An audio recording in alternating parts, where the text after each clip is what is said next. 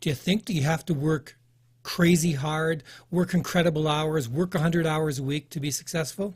Maybe not. Here's some famous people who worked less than you do now.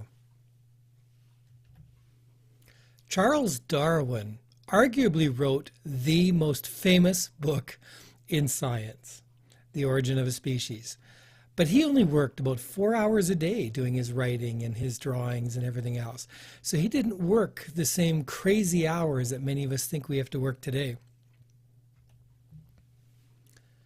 Theodore Roosevelt published 50 books and completed 150,000 letters over his lifetime.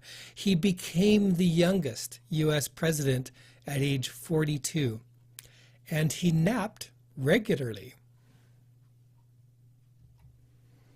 Ernest Hemingway, very famous author, worked only about 6 hours a day.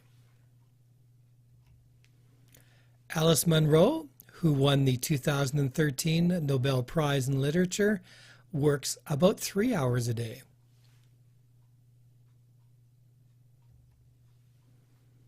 And author Stephen King says that he works about 4 hours a day. Winston Churchill had this to say about naps.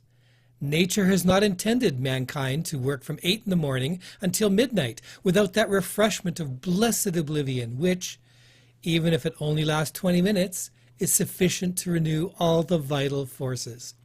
Don't think you'll be doing less work because you sleep during the day. That's a foolish notion held by people who have no imaginations. You'll be able to accomplish more. You get 2 days in one, well, at least 1.5. So he would regularly take naps in the middle of the day, much to the chagrin of other people around him who felt that he should be awake during those times. Henri Poincaré was a French mathematician who wrote 30 books and 500 papers, and he worked about 4 hours a day. Albert Einstein needed his recharge, so he made sure that he slept a good 10 hours every night, but took additional naps throughout the day.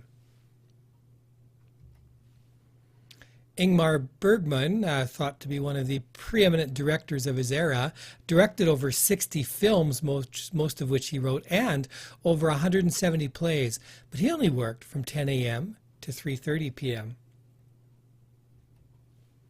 Thomas Mann, writer, Nobel laureate, worked from about 9 till 12 writing, took lunch and a nap, then sometimes in the afternoon he would read and work on short, easy pieces.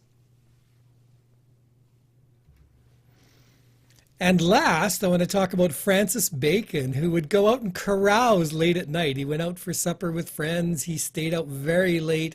He painted, he drank all night. He caroused with his friends. Then he'd get home and he would paint from daybreak to noon. And he preferred to work with a hangover. So party animal, but he had his set times that he painted. Didn't even seem to mind that he was hungover at the time, and he was a very successful painter. So if you want to know how to work less and get more done, visit CaptainTime.com, contact me. I'll be happy to help. I hope you've enjoyed this video. Please hit the like and subscribe button. Thanks.